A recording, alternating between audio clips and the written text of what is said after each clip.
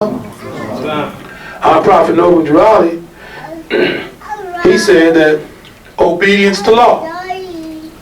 If you're not going to obey the prophet's law, how are you going to obey anybody else's law? Don't try to disrespect and disregard his law. And don't try to change things to fit your own groove. Act 1 of the additional law says, each said temple must be approved. That is a law. How can you say, come on over to my temple? You ain't got no temple. All the temples belong to Noble Drew Ali. Over here, my temple, my temple. Where did the subordinate temple get the number or the word my? My temple, my temple. You immediately got to go to Act 1 additional laws. Each said temple must be approved by who? The prophet Noble Drew Ali. That is a law. Obedience to that law. If you out there hanging your shingle up down the Moorish Science Temple of America, stop. Because the prophet said, told me, all you can do is just die. And that kind of death I would not want. Islam? And if your Grand Sheikh and Chairman is reminding you of the prophet's law, don't argue with him. You ain't arguing with him anyway. You arguing with Noble Drew Ali. Because he's the one who wrote it.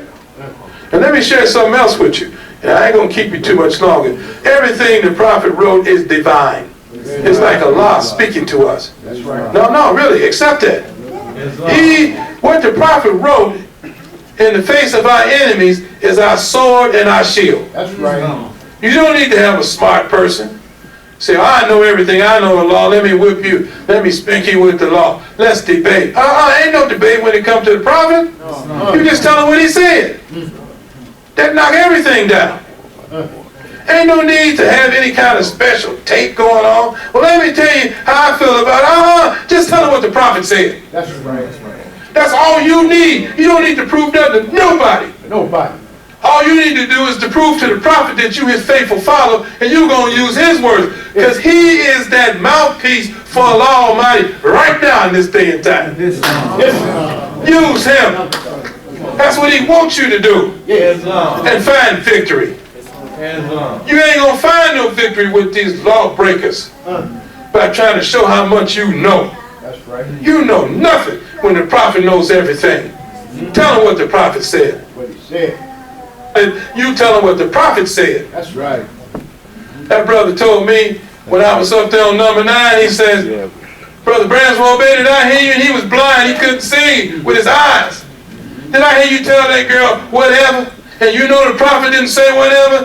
That brother stood up out of the seat. He said, don't you ever in your life hear me tell you whatever. Hear me let you tell her whatever. You tell her what the prophet said. You stick your chest out. You stand tall and strong. And you repeat what the prophet said. Even in the midst of them taking your life.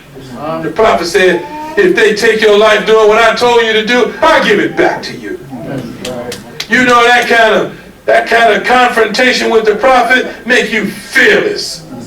Do you want to be fearless, Moorish Americans? Do you want to be fearless? Well, that's how you get fearless. You ain't got to scratch your head and be confused. Should I be sovereign? Should I not be? Should I do this or should I do that? No. If you see sovereign in any of the prophet Noble Drew Ali's laws, rules, and regulations, let me know.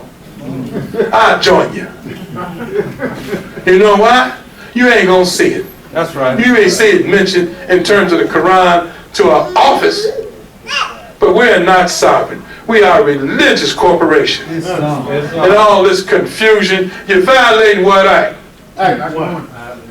If it's confusion, what law are you violating? Act 5. Act 5, Vern. William Zill. The Act 5 say what?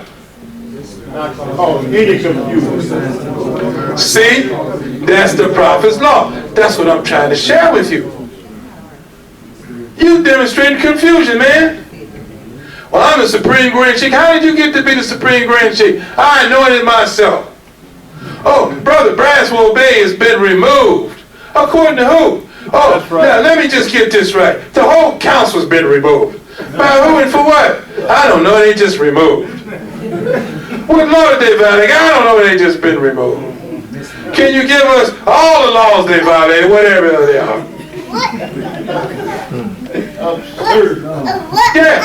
Yeah. Well, brother or sister, that's confusion. You don't take nobody over your leaders. That's right. Well, I feel like I'm going to go over here because they got a temple over there and whatnot. I may stay there for a little while, then I may go over here. That's the situation in Baltimore. And many other countries. I mean, states. They don't be talking that much. Plus, that temple over there give away free bread, you know.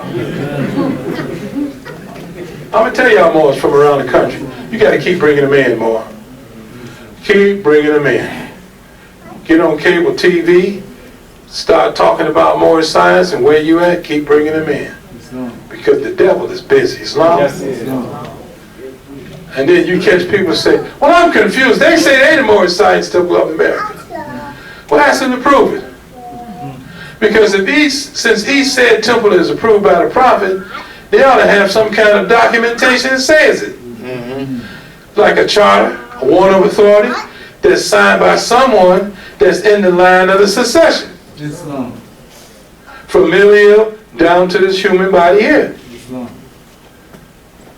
And you're supposed to see it. Do you know in the city of Chicago, if you go into a restaurant and you have suspicions about whether that restaurant is safe to eat in, you can legally ask to see a copy of their inspection report. And if they deny you, it's a $250 fine. Wow. Oh yeah. When you go into the Moorish Science Temple of America, and you legally should be able to ask them who approved them and to see proof. Now, if they don't show you proof, then you know something's wrong. It's something wrong. If they tell you, well, maybe I can't prove it, but I tell you one thing, you better not get up out of that chair till we over. And threaten you to do bodily harm, what should you do?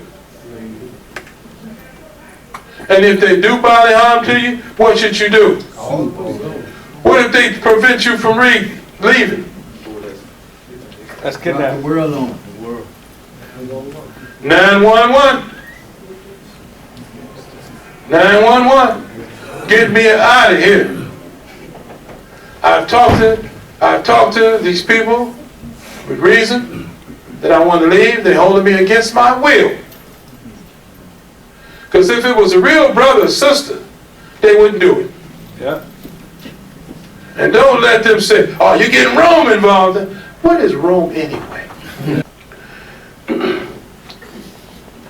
I'm sorry, verse 30. The priests of Heliopolis were in their temple, meant to celebrate the resurrection of their brother Nazarite.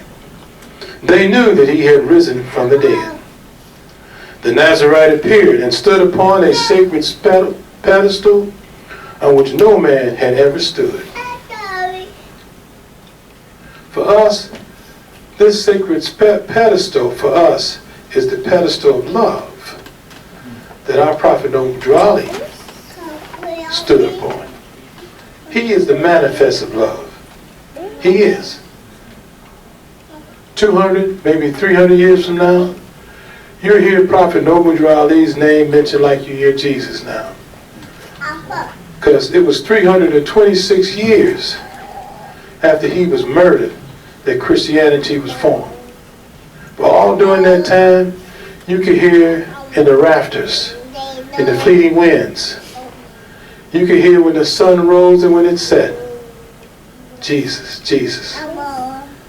And now you hear Prophet Noble Ali, Prophet Noble Ali. You hear his name whispered in the rafters. And those who doubted him, well, they're the ones that's going to suffer.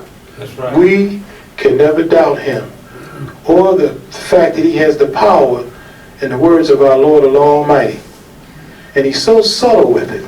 He's very, very subtle.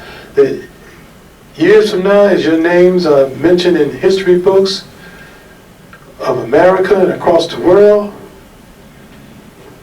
you won't believe it. We may not even hear it 300 years from now. But guaranteed, Noble Drew Ali is a divine prophet, and he's nothing to play with. And you think we holding him up high now? You hear most of the world holding him up high. Because the New World Order is Moorish Science Temple of America, Islam.